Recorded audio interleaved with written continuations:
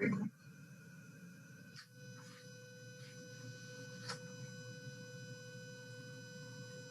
hey, hello everybody. It's good to have you back. This video is intended to be an optional video before the official start of class on Monday. I wanted to spend some time reviewing the main messages and problems we looked at in Phys554 last semester. But rather than doing that during class on the first day of class and eating up a whole lecture that way, I figured it was better to make a separate video of just the recap and put it online as an optional video for those of you who wanted a refresher. So with that in mind, let's dive right on in. This is lecture 0, quote unquote, as the recap from Phys554. So if I had to boil it down to one punchline, I would say the main message of Phys554 that we looked at across the semester is that physics is governed by symmetry transformations.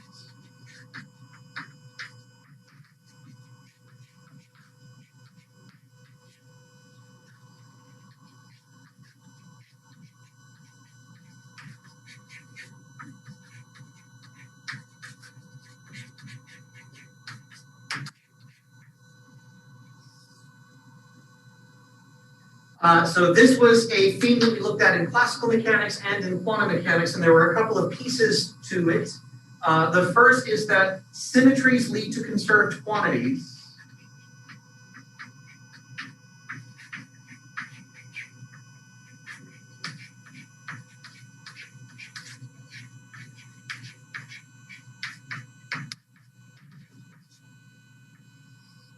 And this is at the heart of Noether's theorem.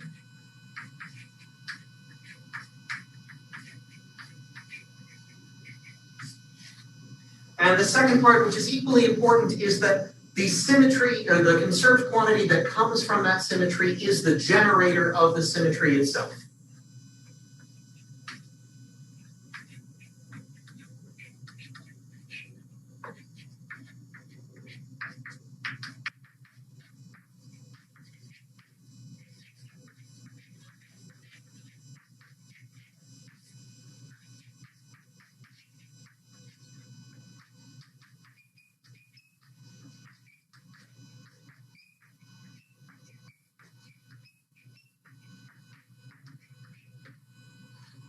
And there's not a lot that carries over between classical physics and quantum physics, but this message is the one that does. If nothing else is the same about classical and quantum physics, it is about how conserved quantities, the key things that we build up in physics like energy, momentum, angular momentum, charge, all of those things generate their corresponding physics, the associated transformation, in the same way quantum mechanically that they did classically. So last semester, we looked at the three most important of those symmetry transformations and how they are generated. Those three transformations are time evolution,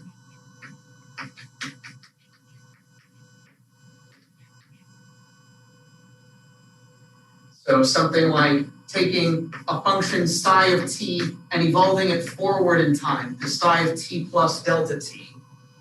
And this symmetry transformation was generated by the Hamiltonian,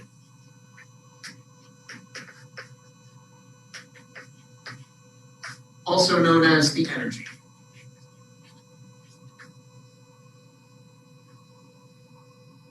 And for the Hamiltonian, we wrote the Hamiltonian in a single particle is p squared over 2m plus whatever your potential is. And that this is the operator in both classical and quantum physics that controls how a system evolves forward in time. The second one that we talked about was spatial translations.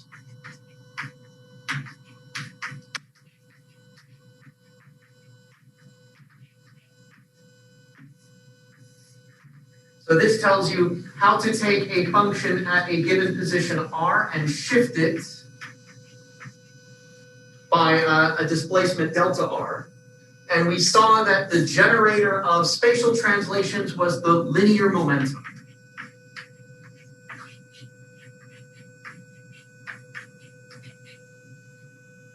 So So the momentum vector operator is expressible as a derivative minus I, let me put an arrow here, minus I h bar grad. In one dimension, it was minus I h bar ddx. In 2 or 3 dimensions, it's minus I h bar gradient.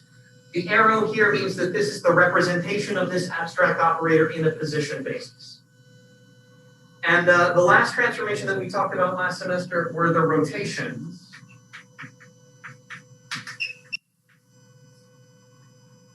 So this is something which takes the wave function and it rotates the position vector at which it is being evaluated. So not just a shift of each argument independently, but something that mixes x, y, and z.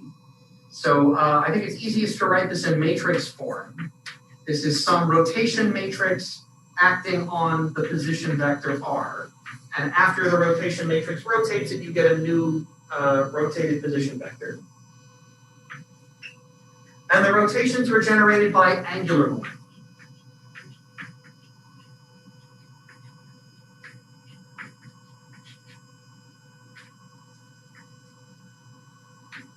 The angular momentum operator is r cross p.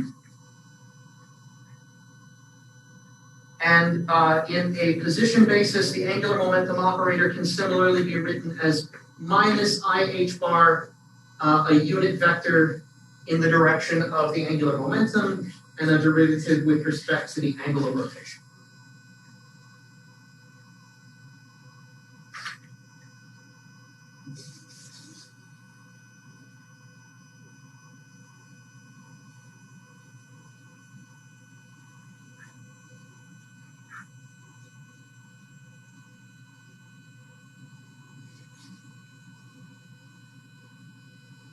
So sort of the universal messages about how physics works and the universal messages that translate from classical to quantum physics are the ones about how time evolution, spatial information, and angular information is controlled and directly generated by the conserved quantities that we know and love, energy, momentum, and angular momentum.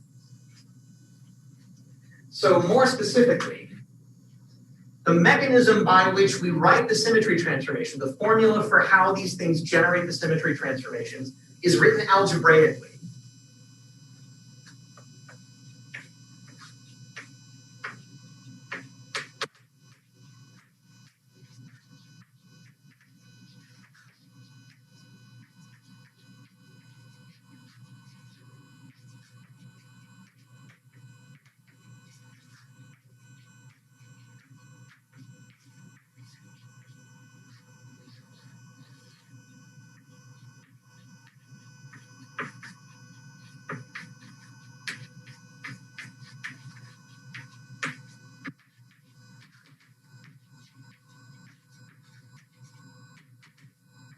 And it's because it has an algebraic formulation that we can make that transition from classical to quantum physics. Classically, that algebra is expressed in terms of the Poisson bracket.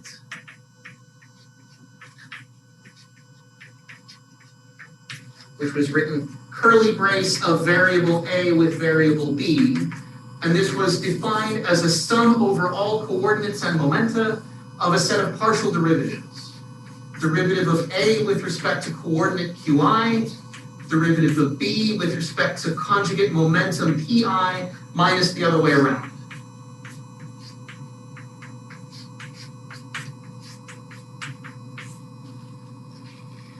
We spent a lot of time talking about Poisson brackets and calculating things using them. Let me remind you that this is defined in terms of generalized coordinates, Qi,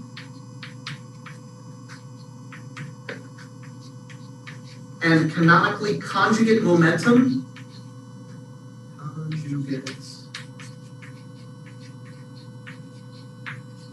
Momenta, the corresponding momentum Pi is defined as a derivative of the Lagrangian with respect to the corresponding velocity Qi dot. And we saw that even though the Poisson bracket is defined in terms of some choice of coordinates, it actually doesn't depend on what that choice is. This is a purely algebraic property that gives you the same answer no matter which set of variables you use.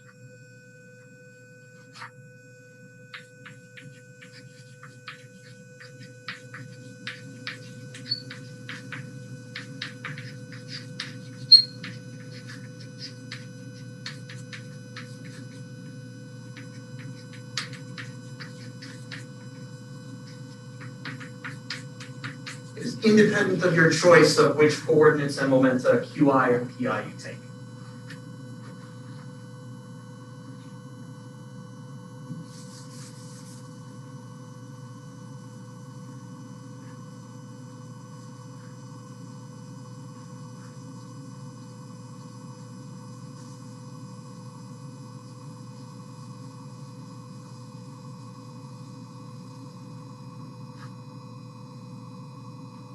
So the formula for how the conserved quantities generate the corresponding transformation in terms of the Poisson brackets is as follows. It looks a little bit funny. So for a generic observable, I'll call it omega, time evolution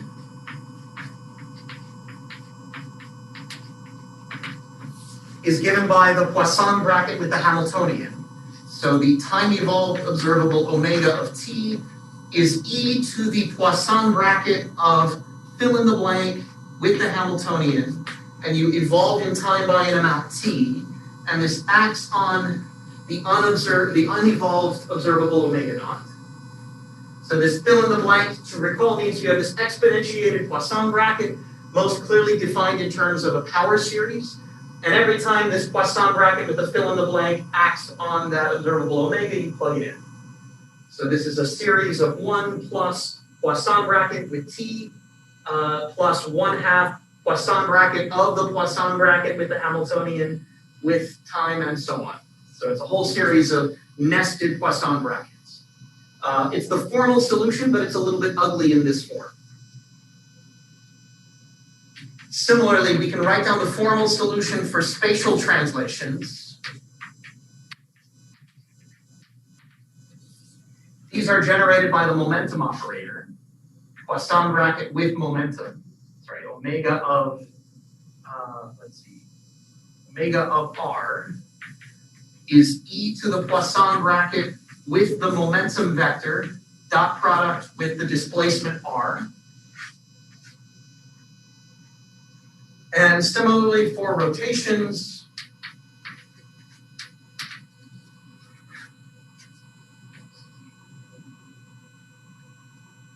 if I rotate my observable by a vector theta, meaning a unit vector defining the axis and a magnitude defining the angle in radians of the rotation about that axis, this is likewise e to the Poisson bracket of fill in the blank with the angular momentum, dot product with that rotation vector of the unrotated observable. So one can write down the transformations in these forms. These are the formal solutions.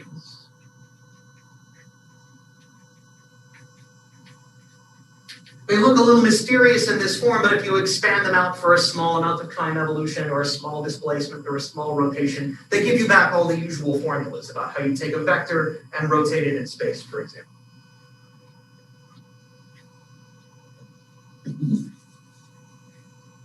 But this form in general is what's going to carry over to quantum mechanics, and it's actually going to look a little bit simpler when we convert from the Poisson bracket to the commutator.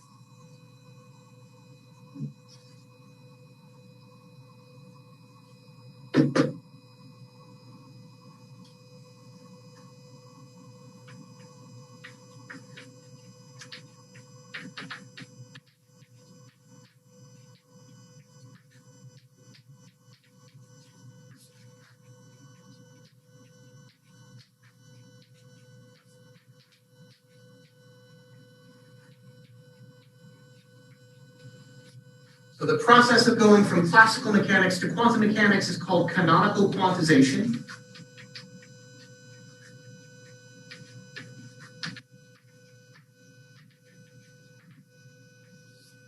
And in canonical quantization, you promote coordinates and momenta, these observables omega, to non-commuting operators.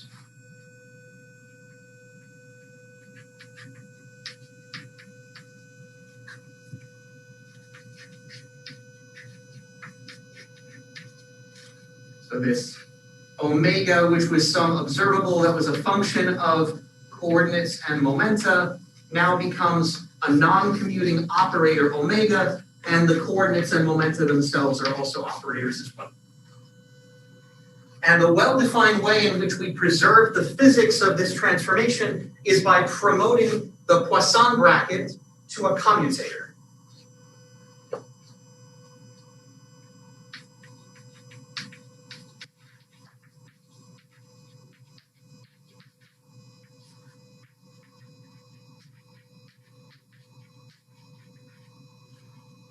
So the Poisson bracket of A with B in classical mechanics is replaced with 1 over I h bar commutator of operator A with operator B. And often this is written instead of 1 over I h bar, this is minus I over h bar, commutator of A with B.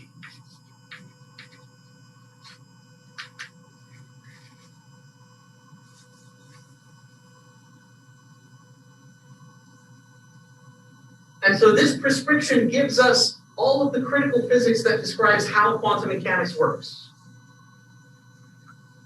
It's not a perfect solution that describes everything that you could ever imagine, but it's more than enough to set up quantum mechanics for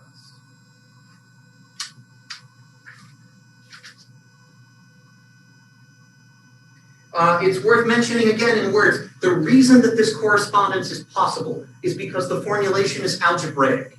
It means that classical mechanics can work very differently than quantum mechanics, but the algebra of how symmetries work is the same.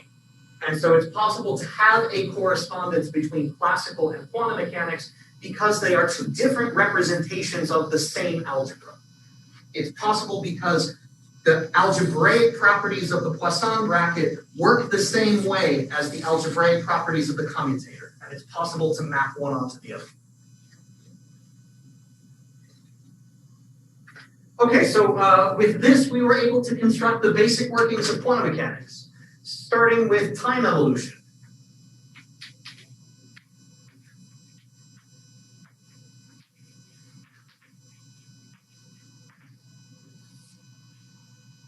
So in quantum mechanics, now if I take my observable omega as an operator at some time t, this is obtained by e to the, used to be a Poisson bracket, now it's minus I over h bar commutator of fill in the blank with the Hamiltonian operator times time, acting on the unevolved observable omega naught. This is still an ugly formulation in terms of nested commutators, but this form can be simplified when it's written as a commutator. You can sort of unscramble the factors to the left and the factors to the right. And this is nicely written as e to the plus I over h bar Hamiltonian times time omega naught, e to the minus I over h bar Hamiltonian times time. And the result is that you have one factor to the right, its adjoint to the left, and these two operators are unitary operators. So this operator is a unitary operator u of t. This is its complex conjugate, or its adjoint, u dagger of t. And this u is the unitary operator that is responsible in quantum mechanics for performing this time evolution. So this is the unitary time evolution operator.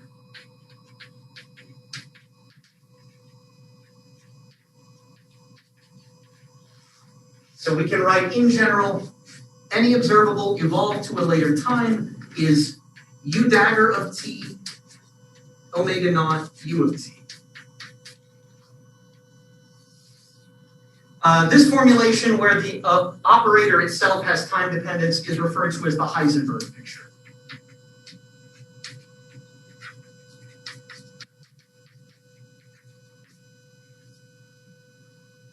It's perfectly equivalent to describe the time evolution of a quantum state, where that quantum state is evolving according to the action of that time evolution operator.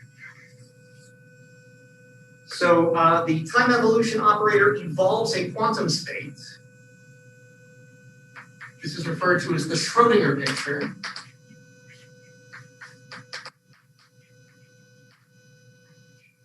U of t evolves a quantum state in time.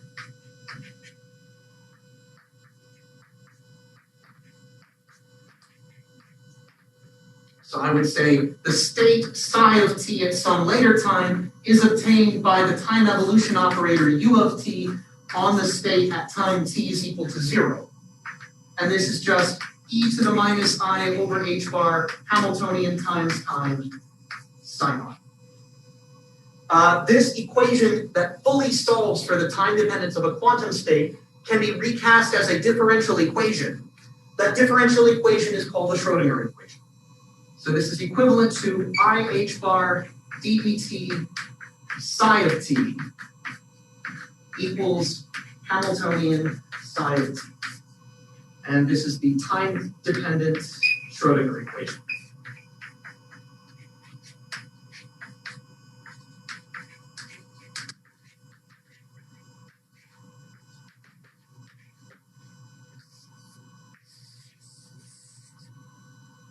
But the message that I want to get across is that this is not some brand new information. This is a consequence of what we already know about how physics works. That time evolution is controlled by the Hamiltonian, and that the way it should work in quantum mechanics in terms of a unitary operator that is responsible for this is completely dictated by this procedure of canonical quantization. So the Schrodinger equation falls naturally out of canonical quantization of the Hamiltonian.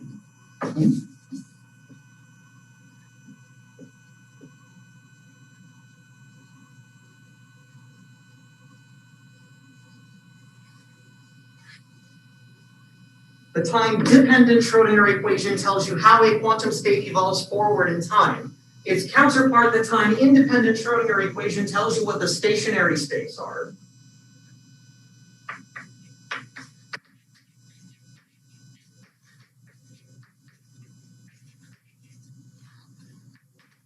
These are the eigenstates of the Hamiltonian. So if you have the time-independent Schrodinger equation, H psi equals E psi.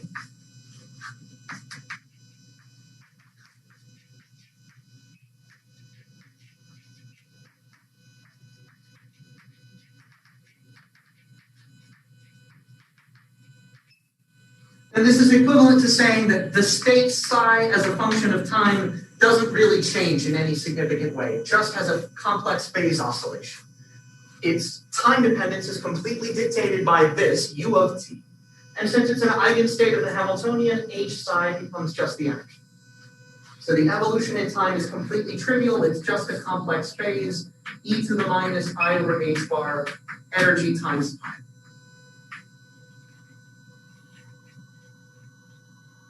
So these are equivalent statements. These are the eigenstates of the Hamiltonian, which are stationary states in time.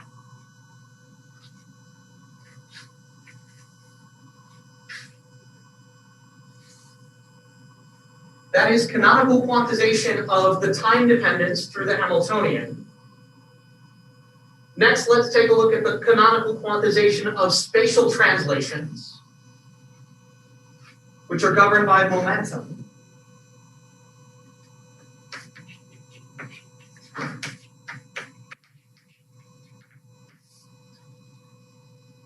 So the transformation of an observable omega under a displacement delta r is given by e to the minus I over h bar commutator of fill in the blank with the momentum operator, dot product with that displacement,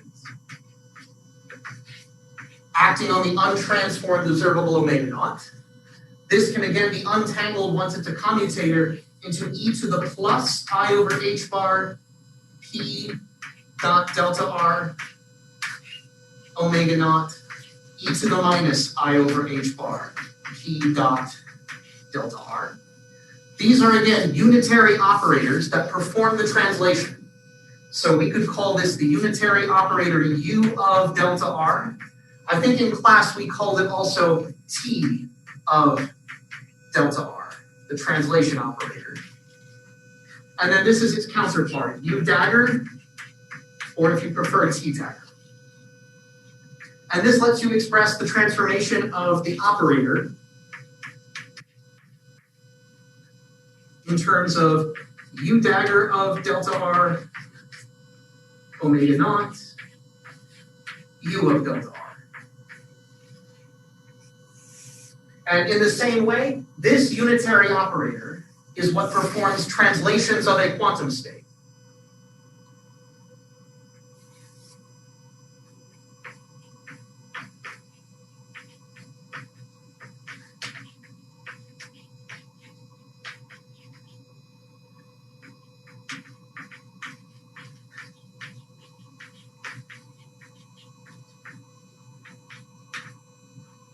So if I have a position vector r, and I act on it with a translation operator u of delta r, this is e to the minus I over h bar, momentum operator dot delta r. The action of this is just to shift the quantum state from the state located at r to the state located at r plus delta r. And similarly, this shifts the wave function. If I have an arbitrary state psi, and I put in the time evolution, the displacement operator, the translation operator, u of delta r, and I project it on a position basis r, then this is equal to psi of r minus delta r. Looks a little counterintuitive because of the minus sign that results from u acting to the left on the bra, acting like u dagger. But remember that when you have a function and you shift the argument by subtracting it, that actually shifts everything in the function to the right. So this does actually shift whatever function you had as a function of x to the right in x. Okay, and the eigenstates of translations are eigenstates of momentum. These are the plane wave states.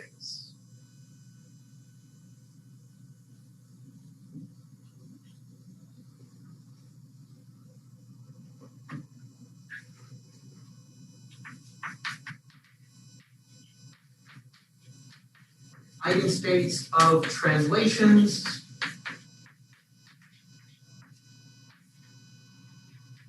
are momentum states.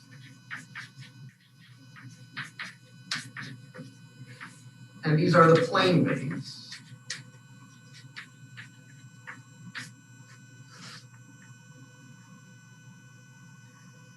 So the eigenvalue condition is that u of delta r acting on the state k, which means e to the minus I over h bar p dot delta r acting on the state k, is going to give me back the eigenvalue e to the minus I k dot delta r k. So clearly, if it's going to be an eigenstate of translations, it must be an eigenstate of momentum. And so that means the momentum operator on the state k just returns the linear momentum h bar k of that state.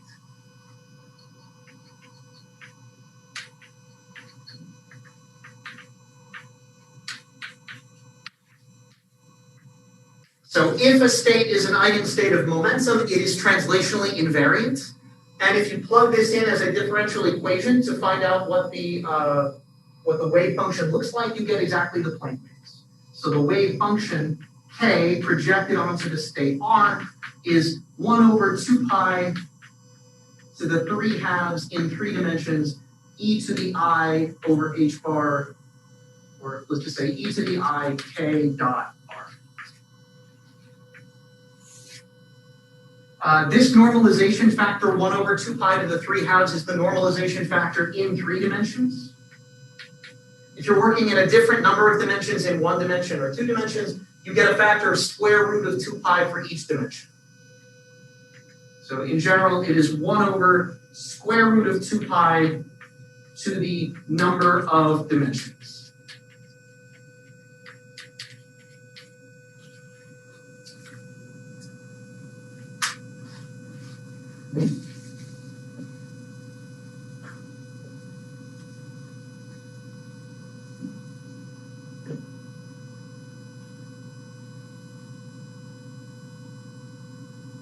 Okay, so again, just to emphasize, there's this very deep connection between the operator that generates the transformation and the transformation itself. So it's no accident that it is momentum states that are eigenstates of translations, because those are the states that are stationary under momentum, which generates the translation.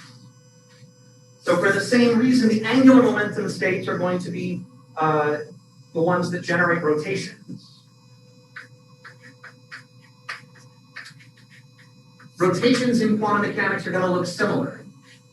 An observable rotated by the vector theta is written as e to the minus I over h bar commutator of fill in the blank with the angular momentum vector operator, dot product with the angle vector, times the untransformed observable omega naught.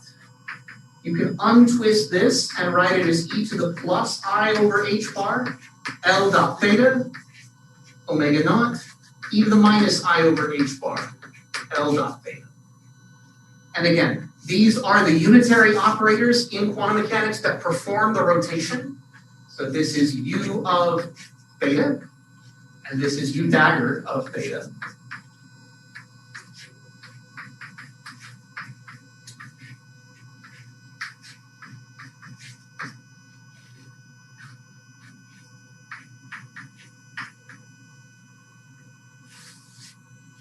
Where the unitary operator that performs the rotation is the one which is generated by the angular momentum.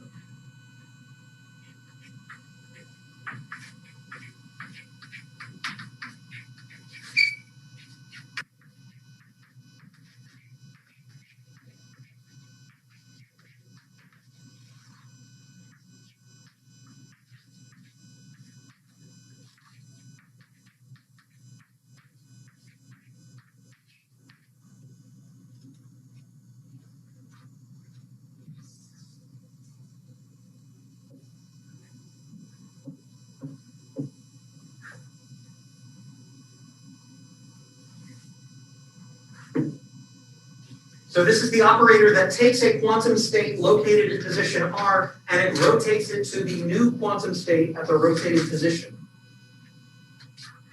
So, for instance, if I have a rotation operator acting on the quantum state r, then this is going to be e to the minus I over h bar, L dot theta. And this gives me the rotated state r prime of theta. Or I have to tell you what I mean by r prime of theta for that to make any sense. This state is the quantum state which has been rotated by that unitary operator. That label, that vector, is the one that you get by rotating the classical vector itself, where r prime of theta is the one that you get by taking the rotation matrix r of theta and letting that rotation matrix rotate the original position vector. So this is the rotated vector.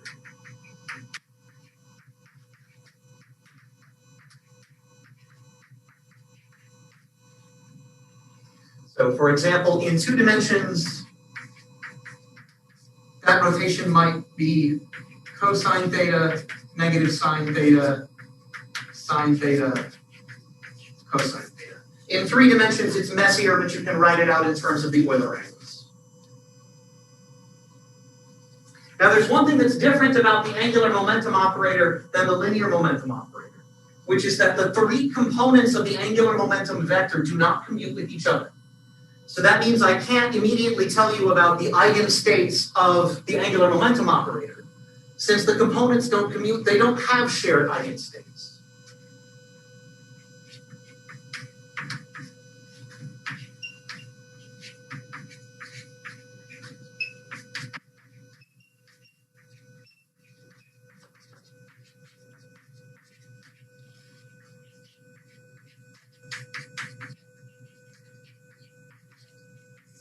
And that non-commutativity of the components of angular momentum is directly related to the fact that rotations themselves do not commute in 3 dimensions.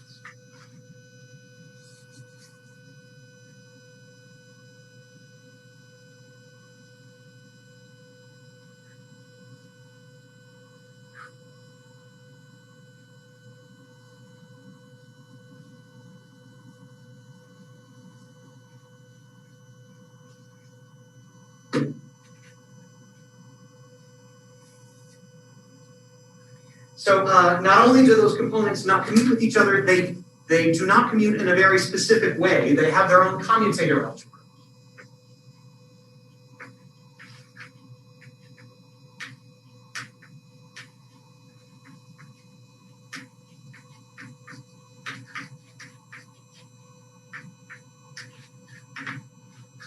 So the commutator of component I with component J is I h bar, and then whatever the third component is. We can write that as sum over k epsilon I j k L k, where epsilon I j k is the antisymmetric Levi-Chudita symbol.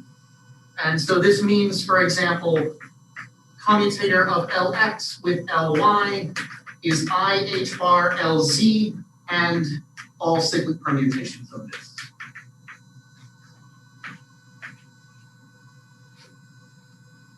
Okay, so because the components of angular momentum do not commute with each other, there is no such thing as an eigenstate of the vector operator L.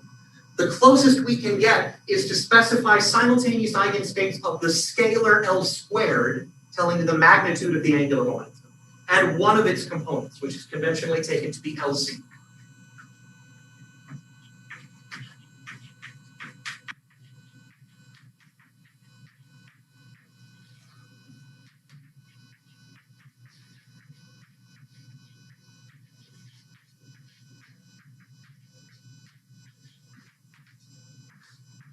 L squared and Lz.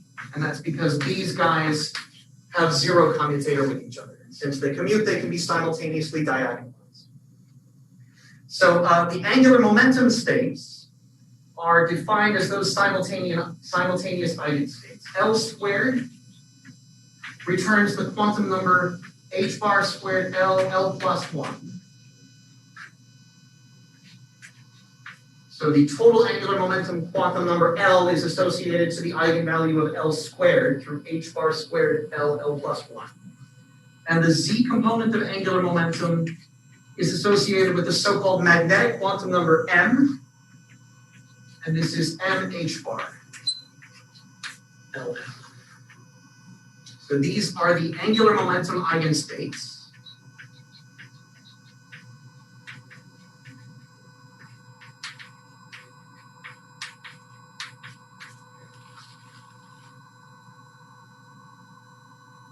And in a coordinate basis, these are the spherical harmonics.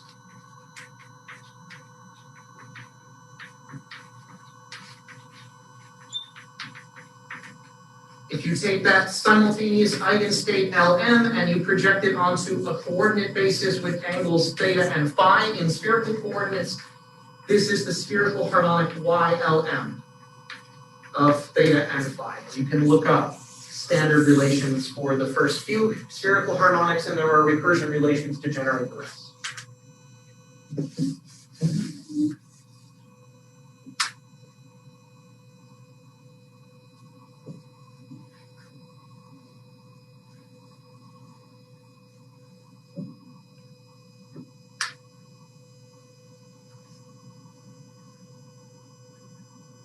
Okay, the spherical harmonics are the eigenstates of angular momentum in 3 dimensions, where you really have L squared and Lz. The situation is slightly simpler in 2 dimensions, where you don't have to worry about L squared.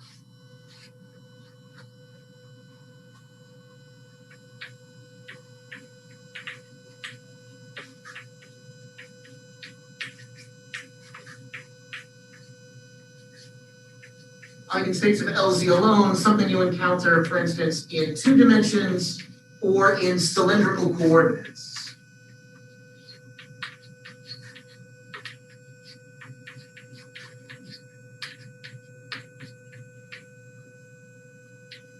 And so these are just the pure complex spaces.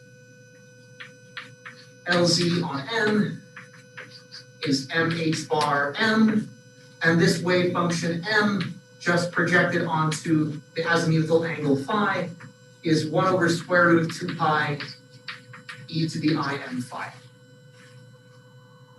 And this angular momentum algebra in 3 dimensions has a nice geometric interpretation in terms of the magnitude of the angular momentum and what its allowed projections are. The picture sort of looks like this.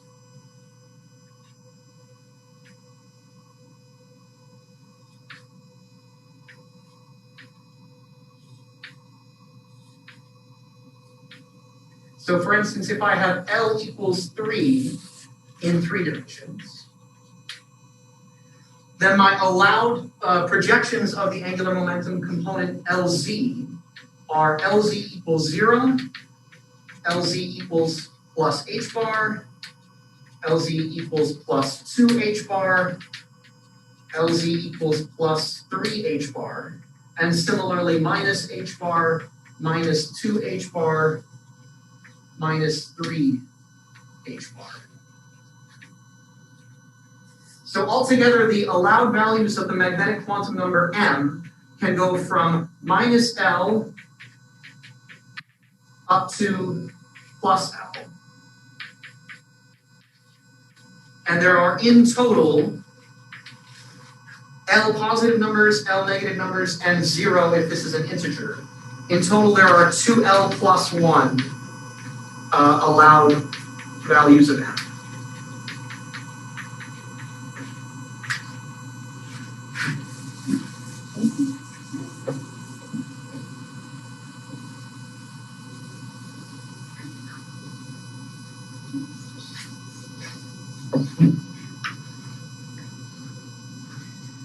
Okay, so this was the story of transformations, symmetry transformations, and how they appear in classical and quantum mechanics.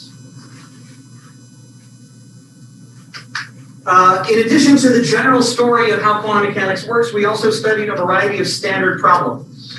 So some of the problems that we studied in 1 dimension were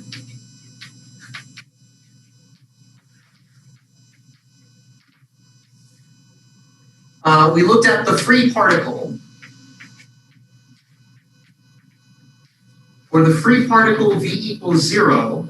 This just meant the Hamiltonian was p squared over 2m.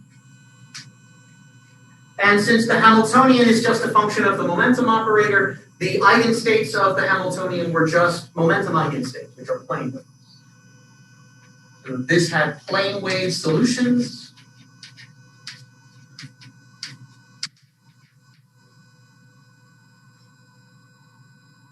Where we had h psi equals e psi, and the plane waves were psi of x equals 1 over square root of 2 pi e to the I kx, where k, that wave vector or wave number, was root 2me over h bar squared.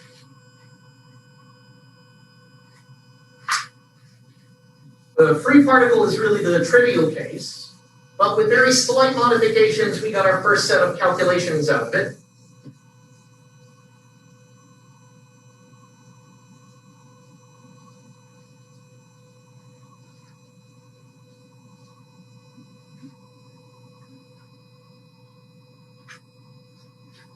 So simple modifications of the free particle case were the constant potential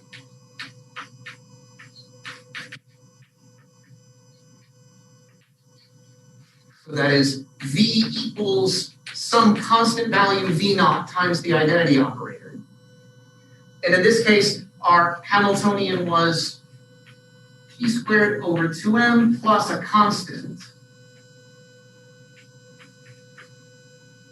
This looks exactly like the free particle, except it shifts the value of the energy. So again, there are plane wave solutions.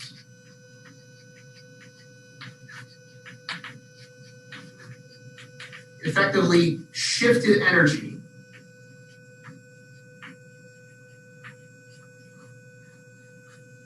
So we had psi of x is 1 over root 2 pi e to the I kx, except now k is just coming from the kinetic energy. It's however much is left over after you take the total energy and subtract V naught from it. This is the case as long as the kinetic energy is positive. as long as there is enough available energy that when you subtract off the potential, there's something left over. If energy greater than V naught. The other possibility for the constant potential is that you could be in the unphysical region, where the energy is below the potential, and therefore the kinetic energy is negative. So, on the other hand, if energy is less than V naught, then your wave function changes, right? So if this number is negative, the value of k becomes complex, and that complex number turns that traveling wave e to the I kx into a decaying exponential, e to the minus kappa x. So the form looks like this, 1 over root 2 pi e to the minus kappa, and I'm going to write absolute value of x here to emphasize that it can only be the decaying exponential.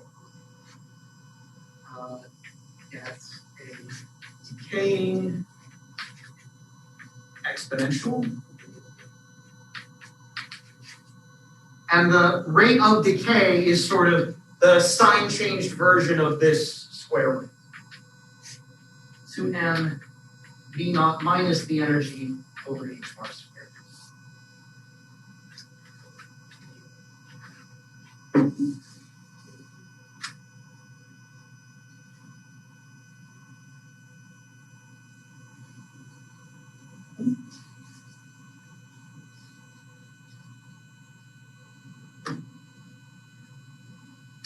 Okay, with these two ingredients, the free particle and the constant potential, we built a variety of simple problems with boundary conditions out of it.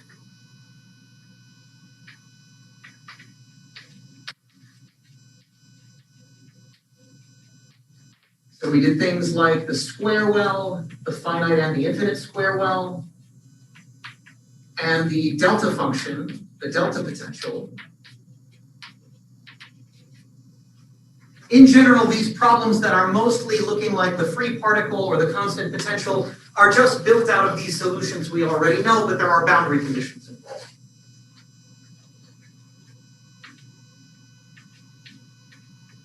Free particle slash constant potential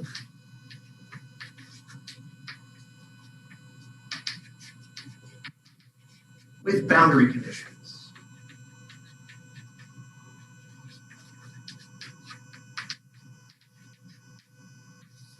And those boundary conditions are typically the continuity and differentiability of the wave function.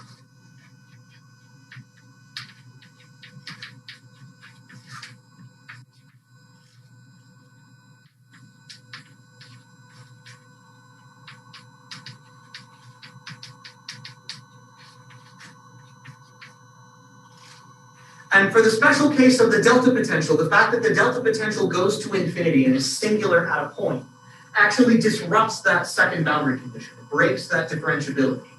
Instead of being differentiable, a delta potential will have a cusp.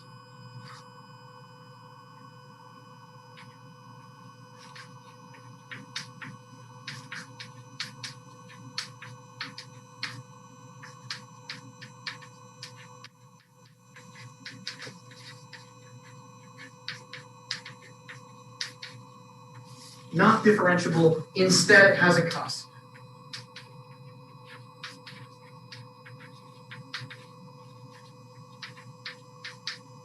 Cusp meaning a change in slope.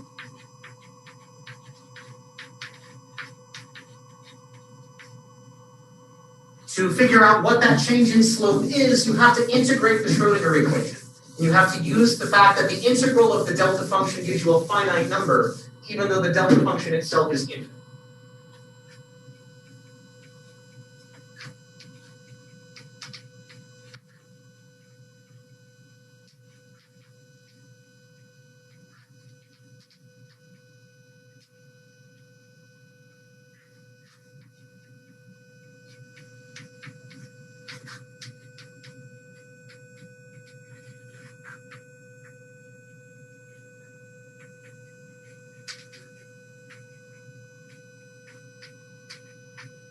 So basically, you write down the Schrödinger equation, you plug in the delta function potential, and then you integrate it over some small range. As long as you integrate across the region where the delta function goes to infinity, that integral is equal to 1. And so you need to use this constraint about the delta function to figure out how much the slope is discontinuous. And that enables you to solve the delta well problem as well.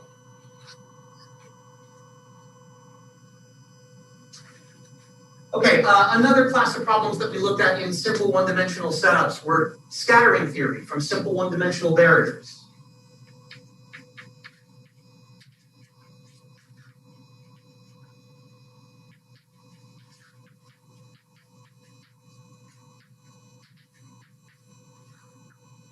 For the scattering theory, the way it worked was we considered an incoming plane wave space. So scattering theory means I fix what the incoming waves are, and I ask the question, what are the outgoing waves that are possible? So you fix the incoming waves.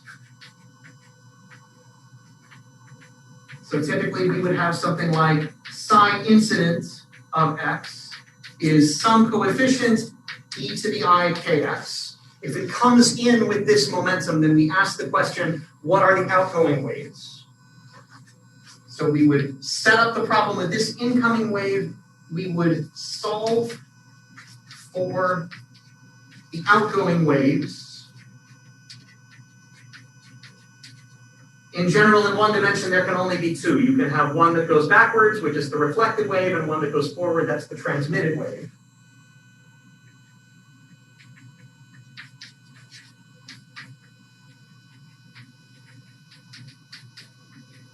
And this is, again, a boundary value problem.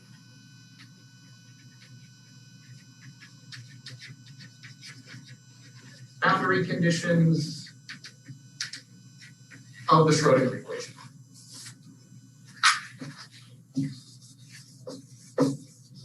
So you set it up just like a static problem. You solve for the coefficients as best you can, and the overall probability to reflect or transmit, these are called the reflection and transmission coefficients, are defined in terms of the probability currents.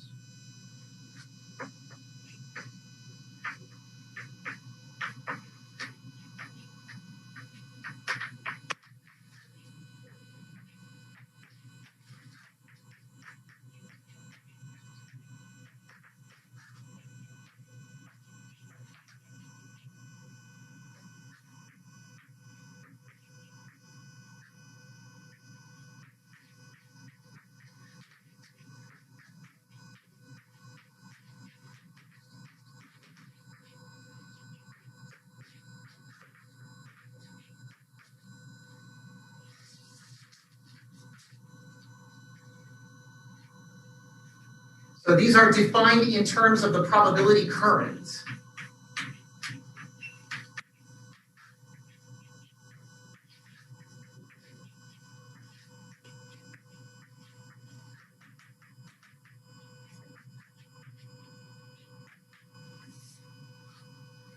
In 3 dimensions, that probability current, which is written J, is related to derivatives of the wave function.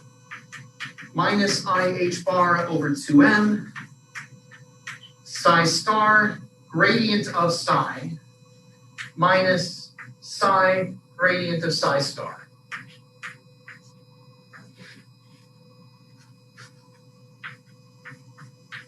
We were dealing just with the simpler case in 1 dimension where you just have J is minus IH bar over 2m, psi star, d psi dx, minus psi, d psi star dx. The general formulas for the probability current will tell you how probability is flowing around in any wave function, but it's particularly simple for a plane wave.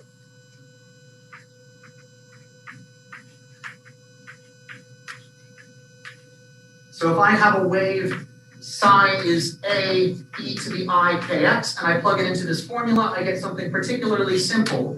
I get J is that coefficient squared telling you how much probability current is there, times h bar k over m. And this has simple physical meaning. H bar k is the momentum. Momentum divided by mass is the velocity. So this is total probability a squared moving with a velocity v. And so in terms of this, it's easy to define the reflection and transmission coefficients based on those total probabilities moving with speed v.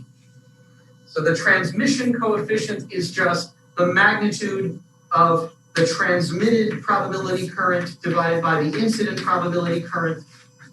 The reflection coefficient is the total magnitude of the reflected probability current divided by the incident probability current, and conservation of probability will give you that transmission plus reflection must equal 1.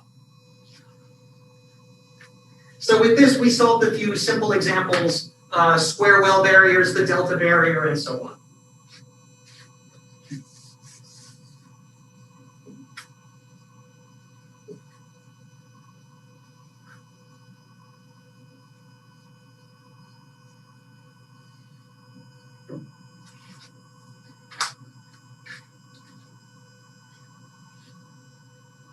We also considered the harmonic oscillator, which is one of the most important examples in physics.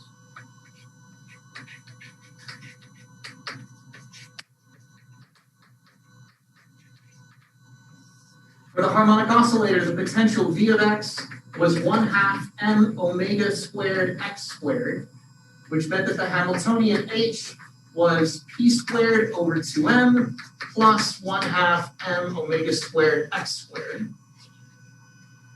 We solved the harmonic oscillator in two different ways. The first and most direct, but maybe least intuitive, is to do it by series ansatz to the differential equation.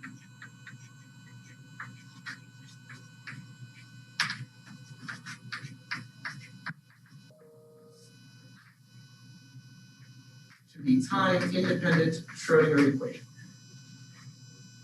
And after a long process, we found that the form of the solution psi n of x is written in terms of Hermite polynomials. So there's a coefficient, pi h bar 2 to the 2n, n factorial squared, m omega to the 1/4.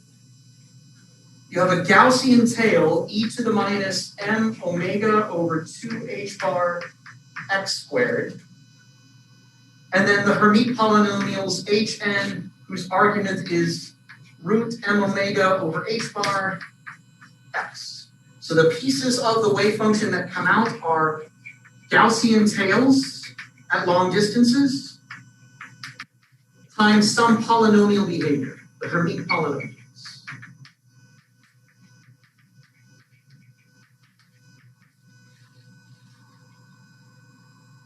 So this is a viable way of solving the harmonic oscillator, but it's not very intuitive. Personally, I don't learn very much out of that approach. I find it much more transparent to solve the harmonic oscillator algebraically at the operator level.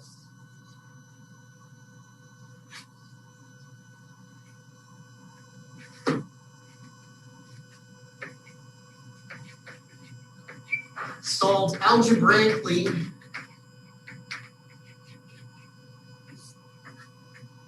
by factoring the operator.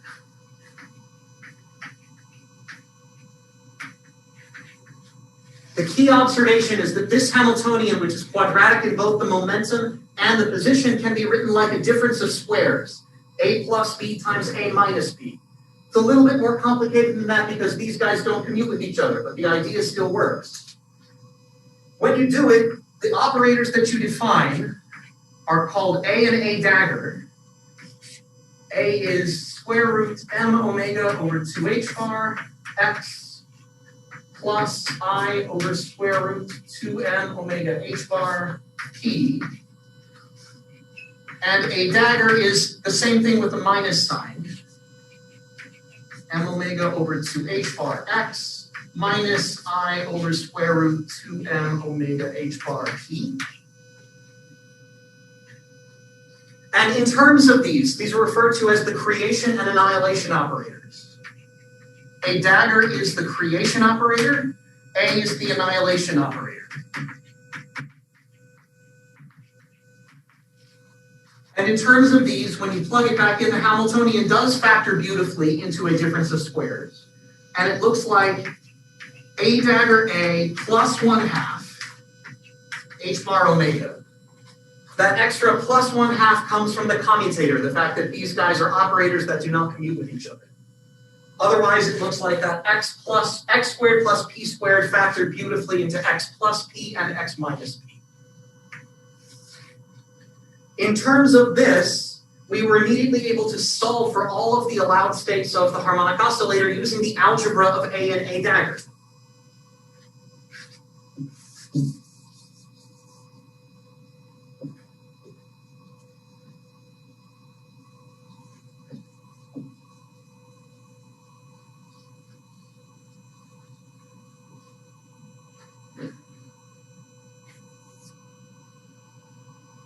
So A and A dagger act like ladder operators. They take you from one eigenstate of the Hamiltonian up a level or down a level. A and A dagger act as ladder operators.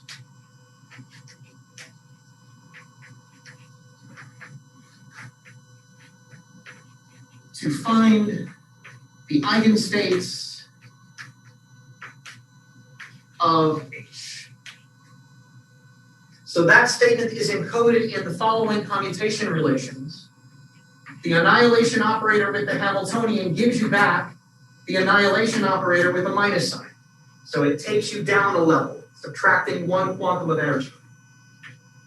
Similarly, A dagger with the Hamiltonian gives you plus A dagger. It gives you back the same operator plus one quantum of energy. This is equivalent to describing how they act on the quantum states.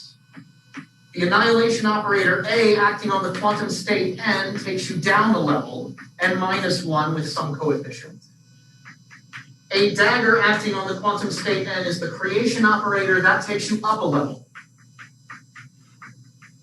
with a certain coefficients. In either method, either by brute force series solution or by elegant algebraic solution, you find that the energy of the harmonic oscillator is quantized. It is n plus 1/2 h bar omega.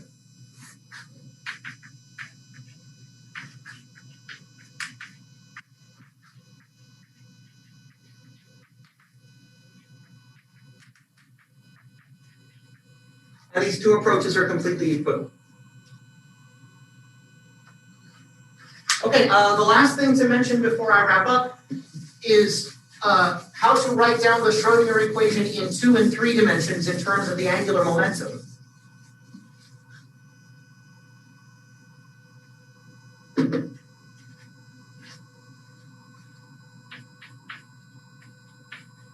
In 2 dimensions or in cylindrical coordinates,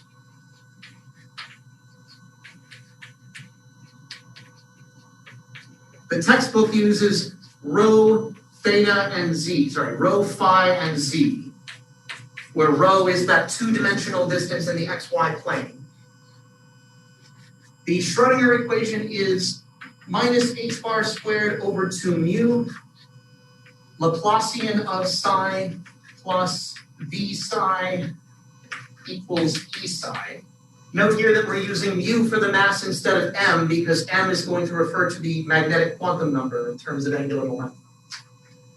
If you write out what the Laplacian is in cylindrical coordinates, this is minus h bar squared over 2 mu, second derivative with respect to rho, plus a cross term 1 over rho dv rho, plus 1 over rho squared d squared d phi squared. That's it if you're in 2 dimensions. If you're in cylindrical coordinates, you may also have d squared dc squared. Plus d times psi equals e psi. So all of this nasty stuff in parentheses is just the Laplacian del squared in cylindrical coordinates. You would want to use this formulation in cylindrical coordinates if your potential has cylindrical symmetry or 2D rotational symmetry. So if V is invariant under 2D rotations, so something like V is V of rho and maybe Z, but not a function of phi. If it is independent of the angle phi, then that means that this Hamiltonian commutes with the angular momentum.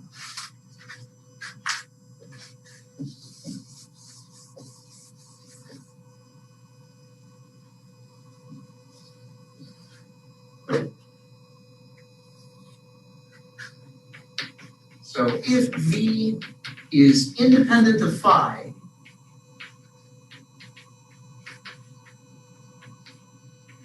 then that means the Hamiltonian H is invariant under 2D rotations. To connect that back to our statement about symmetry transformations, this means that the transformed Hamiltonian does not change under rotations. I know how to write that down. E to the plus I over h bar. LZ is the generator of rotations in the 2D plane times theta. I guess phi in these coordinates. Times the Hamiltonian, e to the minus I over h bar, LZ phi. This is the rotated Hamiltonian. If that's the same as the original Hamiltonian, then I can rearrange this expression, and that's telling me that my Hamiltonian commutes with the rotation operator.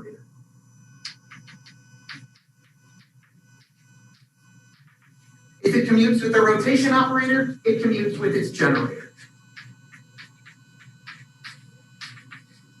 And that means that the wave functions in this kind of symmetric potential are simultaneous eigenfunctions of both the energy from the Hamiltonian and the angular momentum. So that means that you have simultaneous eigenstates with some value of the energy and some value of the magnetic quantum number.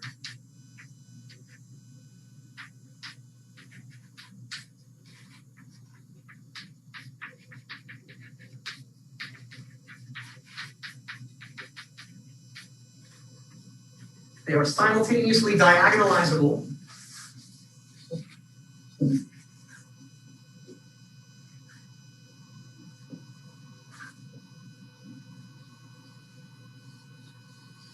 And because we already know what the eigenfunctions of the angular momentum operator are for LZ, that gives us some constraint on the form of the wave function. So that means my wave function, which in general can depend on rho, phi, and z, can separate out into a radial function that knows about that quantum number m. And this depends on the radius and potentially z if I have cylindrical coordinates, times those angular momentum eigenfunctions, which are 1 over square root 2 pi e to the im phi. So I know what the phi dependence is because I know what the eigenfunctions of angular momentum are. If I plug that back into this equation, then I know how to take these two derivatives. That simplifies my Schrodinger equation. When I do that, that removes the angular dependence and I get a radial equation.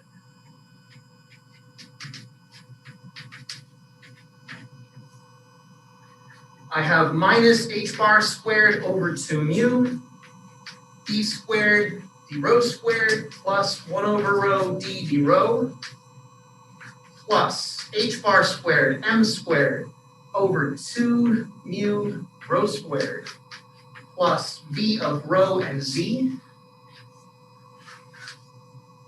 psi equals E psi. So all of this came from rewriting the kinetic energy coming from that Laplacian. But if we separate out the angular momentum, then we know what the amount of rotational kinetic energy is. So this is the rotational kinetic energy in 2 dimensions.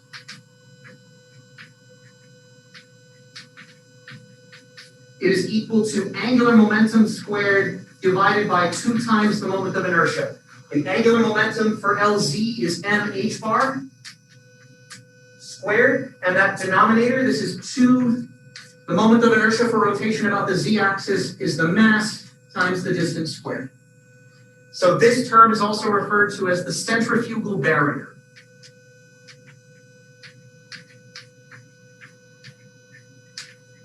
It acts like a repulsive potential.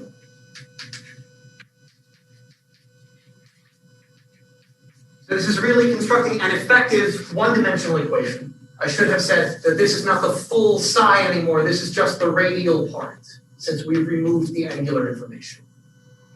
So this is the effective one-dimensional Schrodinger equation that comes from plugging in the information we have about the angular behavior, and then we modify the potential to include the centrifugal barrier as an effective potential. The last point is about how the story looks in 3 dimensions. It's almost the same as what I wrote before, except now in spherical coordinates.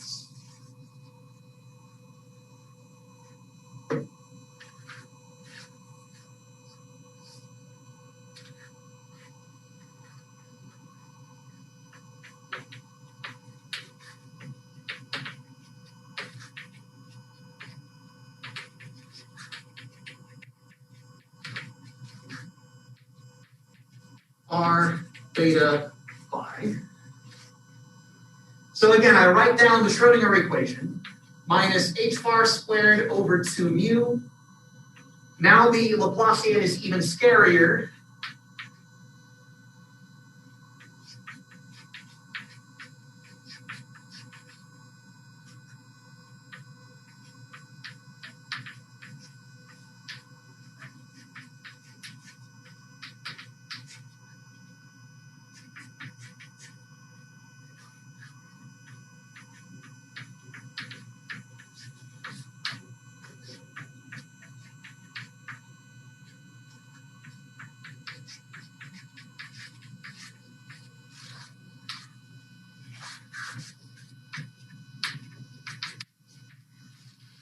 But just like in the 2-dimensional case, all of that angular stuff is going to be absorbed into the angular momentum.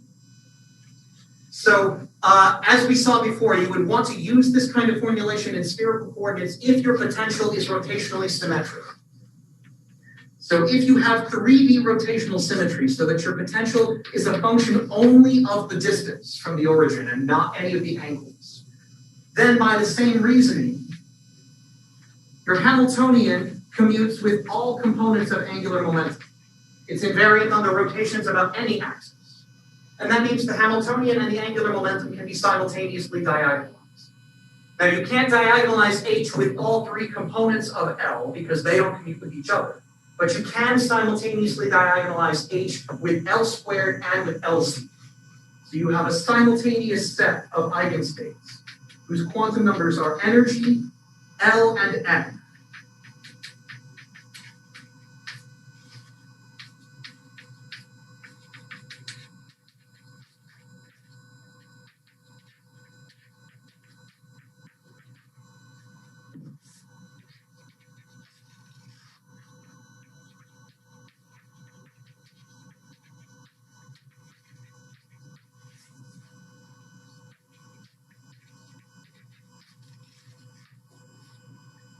So the Hamiltonian and the angular momentum can be simultaneously diagonalized. And in the same way, since we already know that the eigenstates of angular momentum are the spherical harmonics, we can remove that angular behavior from the Schrodinger equation and simplify it. So this allows us to write the wave function psi of r, theta, and phi as some radial equation r, which depends on both quantum numbers L and M, but is a function only of the radial variable, times the spherical harmonic YLM of theta and phi. And in the same way, if I take the spherical harmonics YLM and I plug them back in and I take all these complicated angular derivatives on it, I get something much simpler. I end up with instead minus h bar squared over 2 mu, 1 over r squared dBr r squared dBr plus h bar squared L plus 1 over 2 mu r squared plus v of r. Now we've removed the angular part from the wave function, so this is just multiplying r.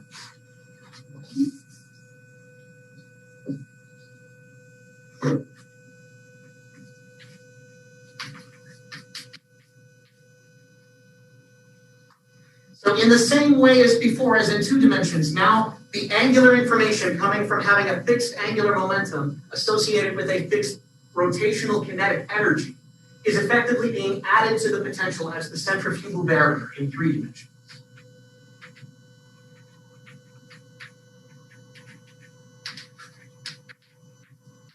Before it was only LZ that mattered. Now it's the total amount of angular momentum in any direction. So this is the rotational kinetic energy L squared over 2I, which is h bar squared L plus 1 over 2 mu r squared in 3 dimensions. There's one last step that one can do to simplify this further, and that's to change variables away from r and in favor of what's sometimes called u, Lm of r, which is just one factor of the radius times that radial wave function.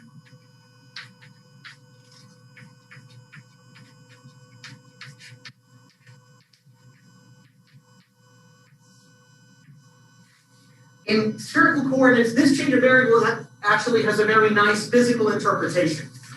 That wave function u is the amplitude associated with the radial probability density. So this is really turning it into a regular one-dimensional problem in the radial direction with the appropriate normalization. So I would call u the radial probability amplitude.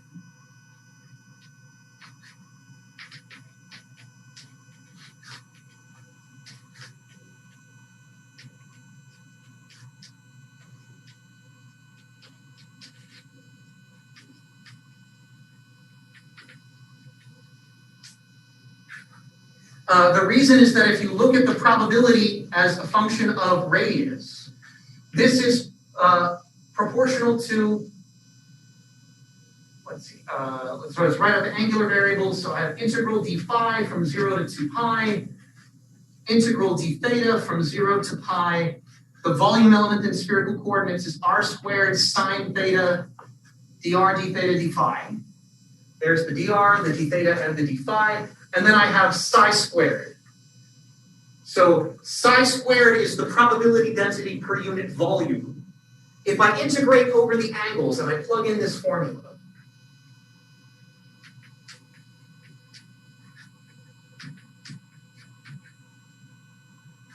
I get r squared RLM of r squared times sine theta YLM of theta and phi squared. When I integrate the spherical harmonics over all solid angles, I get 1. And so this is simply just equal to r times RLM of r squared.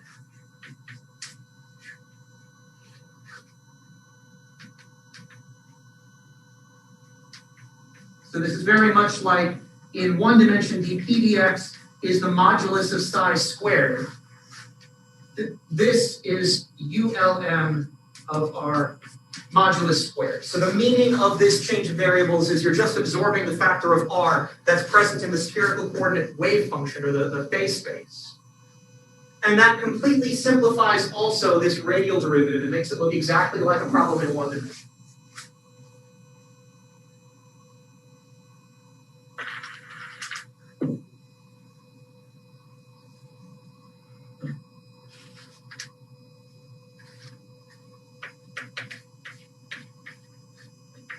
Effective 1D problem minus h bar squared over 2 mu d squared dr squared plus the centrifugal barrier h bar squared L plus 1 2 mu r squared plus v of r times the radial probability amplitude and so on. So this is exactly a problem in one dimension, except now you have the effective Hamiltonian. The effective of R.